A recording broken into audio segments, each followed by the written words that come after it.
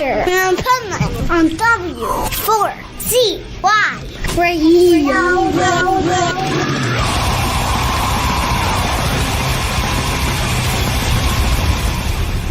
Wake up, America! It's time for the adventures of Pipeman on W4CY.com, West Palm Beach's #1 internet radio station. Here's your host, the Pipeman.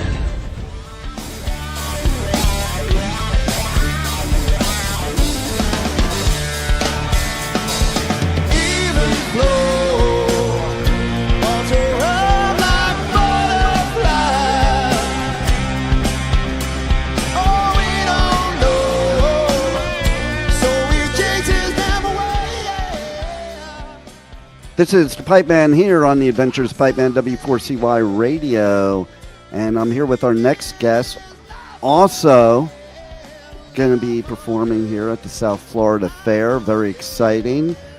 So let's welcome Ryan to the show. We're going to talk about Given to Fly, the Pearl Jam experience. Yes, sir. So that's pretty cool. You know, it's funny because he sounds just like Eddie Vedder and gives vocal lessons to where I'm going to bring that up because anybody out there might want to use his skills to learn how to sing. Because I'm here to tell you that unless you have the techniques and skills, it's going to be very hard. Even if you know how to sing, if you don't use the proper technique, you blow out your voice. Yeah, for sure. That's the truth. He's got a really great baritone voice and he knows how to use it. That's a lot of technique to it. He nails Eddie Vedder for sure. And that's not an easy one to nail, you know? No, it's not, right? You had to pick a difficult one. I know, right? And then I think that seems to be the theme this year at the fair because, like, he's a hard one. And then I was interviewing Ode to the Cranberries, and Dolores is definitely a hard one. Right. You know, right. So I'm always like very impressed with people that have the courage to sing other people's songs like them, especially when they have a voice like Eddie Vedder or Dolores or you know, an Amy Lee or a Stevie Nicks. You know, some of these voices, they're like, you talk to artists that do it for a living that would say, I wouldn't sing their songs. Yeah, that's true, right? There's a lot of sport in the ones that these folks are picking. Maybe it picked him, right? I think it probably did, you know, because I couldn't sing like Eddie Vedder. So. Right. You know? And so you guys started up in New York, which I'm from the Northeast too. What brought you down to South Florida? The reason that Bob ended up in South Florida is because his parents were here. They had already migrated south before him, so he came down to be near them and left the band that had been working already for 8-9 years up there. Very popular. Won the tribute band contest up there for the whole region, the capital region of upstate New York. It was voted on. And so he left that and a lot of fans and followers and came down south. But we understand why, right? Because we're in paradise here. Yeah, right. You know what? Even, you know, it's funny because I was doing radio coverage on this thing called Shiprock, which is a rock cruise. Mm-hmm. And my youngest daughter, who lives in the Panhandle, was texting me videos of the blizzard there. Right. And she's been trying to get me to move to that part of Florida. That is the north. That is the great white north. Yeah. No. Listen, if I tell her, like, listen, if I want that kind of weather, I'll move back to New Jersey. I'm not, like, to me, it goes against my religion to live in Florida and have that weather. Same. You have to be south of Stewart, right? The tropics or the subtropics start at Stewart. That's as far north as I want to live. We'll travel and play north of there, but we know we're coming home. Exactly. And a lot of people don't realize, so a lot of people that came on this cruise and got off the boat in Miami and it was cold here, you know, they don't realize it actually gets cold here, colder at the same temperature. Like Jersey, I could wear a t-shirt in 40-degree weather, not South Florida. Right. Your blood has thinned for sure. I just said to Bob last night, our lead singer, I just said to him last night at rehearsal, "Do you look at the weather?" He said, no, right? Like that's my job, to know the weather and report it, right? I said, well, it's going to be 83 while you perform, 2:00. He said, no problem, right? I was a little bit worried about a upstate New Yorker. He's been down here a handful of years, and he actually went to college here. He has a degree in music business, so he went to college here. So he's actually a Floridian at this point, but I did bring it up. I'll never claim that. I'll never claim Floridian ever. No? I've lived here since 2000. I'm still a Jersey boy. I don't claim I'm a Floridian. Yeah, and you know what? Like, too, the humidity when it's cold, that's what makes it colder here, because it's like that wet cold. But then 83 degrees and humidity, my hat's off to any musician that performs in that. Like, I have I go and I do all these festivals. I have a lot of friends that I'll be like, how are you out there in like a long leather overcoat? Yeah, right. It's like, they're in a tribute to something where they really have to. Yeah, it's it's brutal, So part of it, Dean. It's part of it. The show must go on. That's it. Well, you listen. You know how it is. A musician will get up on stage and basically they won't give themselves permission to die till they get off stage. 100%. I wouldn't give them permission either. Right? It's tight ship I run around here. There you go. I love it. You're really the magic behind the band, I think. Well, I appreciate that, but I think it's very give and take, yin and yang. I couldn't do what I do without a killer product. I just wouldn't want my name on it.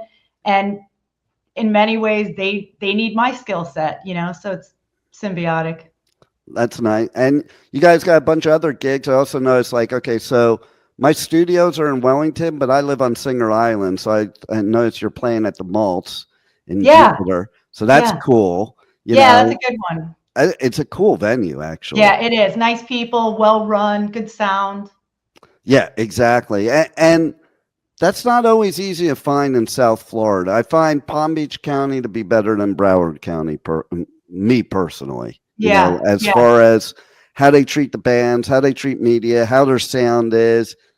And I think Palm Beach County is really cool. But South Florida Fair is really all I hear from all the artists is great things. And I've been covering for years. And there's always great stages, great sounds. I've been to fairs all over this country.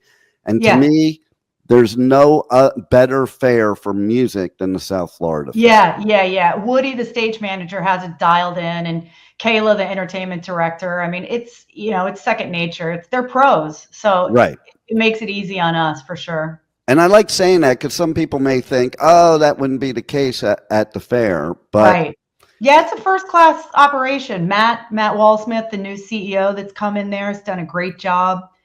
We're excited about it. Yeah. So have you guys played the fair before? Or is this your first time? No, we haven't. Wow. And I have another tribute act and not done the fair. No. So you're going into this competition here and you could take it all without ever played the fair. I think that's cool as can be. Yeah, that's the plan. Let's see if we can manifest it.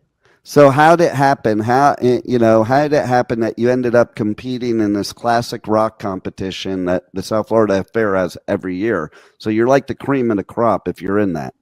Yeah, thank you. It just came on my radar and we applied for it and waited and ultimately got the good news that we're able to compete. So we did the traditional process of applying. And I love that you got picked because, people like to say that people aren't really, like in other things that are put on here in South Florida, people aren't really into rock music in South Florida.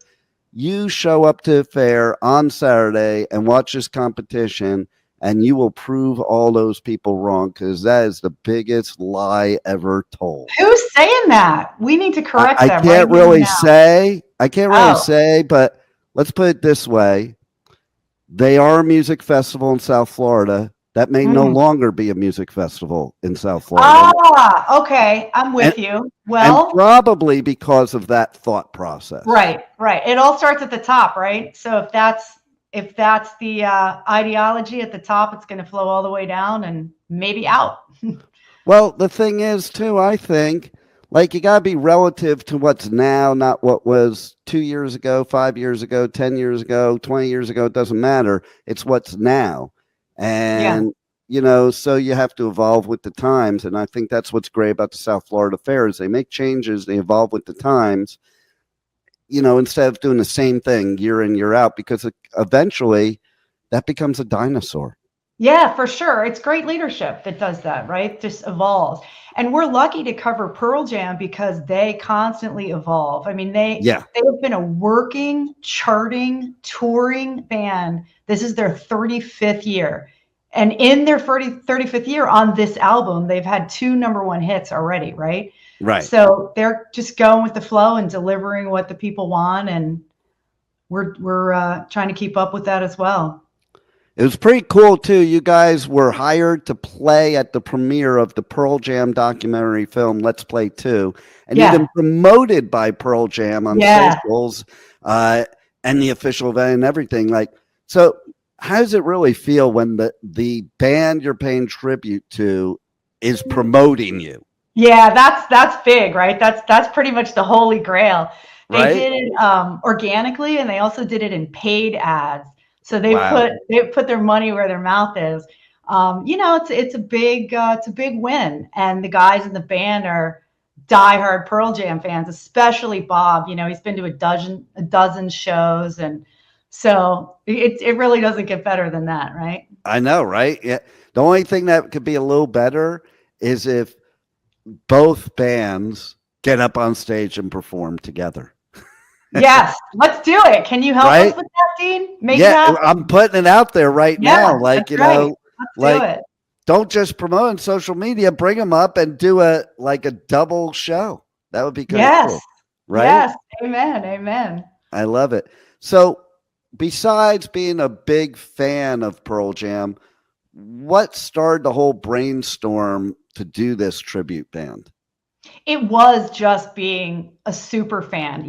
Bob, like I said, he just loves them. He's been to a ton of shows. He's been a 10 Club member. So 10 Club is a paid membership only fan club that Pearl Jam runs. It's on pearljam.com. He's been a 10 Club member since its inception. And then he had the voice, right? He had the voice, loved the music, and that's another holy grail, right? If you can sing what you love, if you can perform what you love. Yeah, I can't. And so my hat's off to him, Yeah, the audience feels that. If you are connecting with the music and the content, they will see that. And it just really resonated for Bob. And so he turned his talent into a business. And here we are 11 years later. Wow.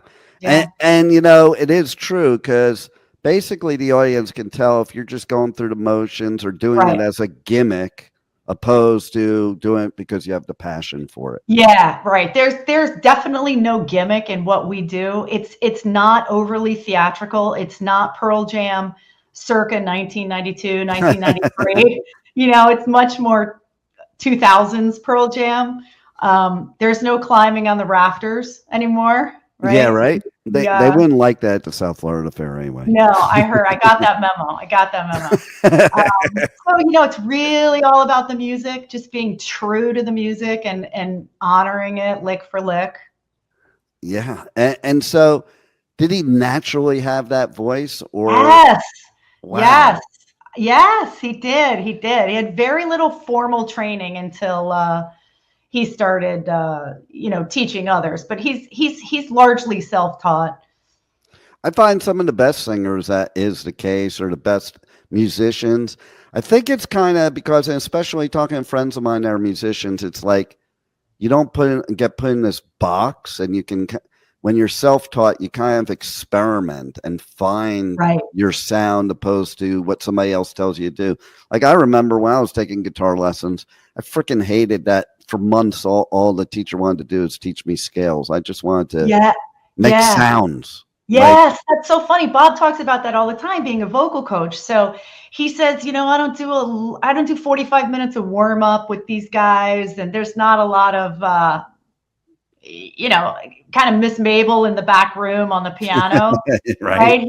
He's a more modern coach. You're here to sing, let's sing, you know, match pitch. And he kind of goes about it a different way, and certainly has a lot of very happy students because of that. You know, he's like the favorite uncle teacher type thing. Yeah. I think that's brilliant because you'll keep more kids into music and the arts, right? You know, because when we're a kid and we're taking music lessons, we don't want to do all that boring crap. We want to learn how to play a song or sing a song or whatever, you know? Yeah.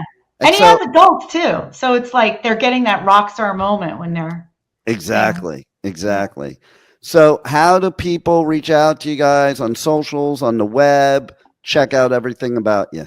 Yeah. So giventoflytribute.com is the web address. Given to Fly is a song. Pearl Jam song, and Eddie Vedder also has a tattoo on his arm, Given to Fly. So giventoflytribute.com is the website. Facebook is at PJ Tribute, and Instagram is at Given to Fly Tribute. Nice. And do you have anything else you want to share with the listeners that we haven't covered already that they need to know that's either coming up or anything? Yeah.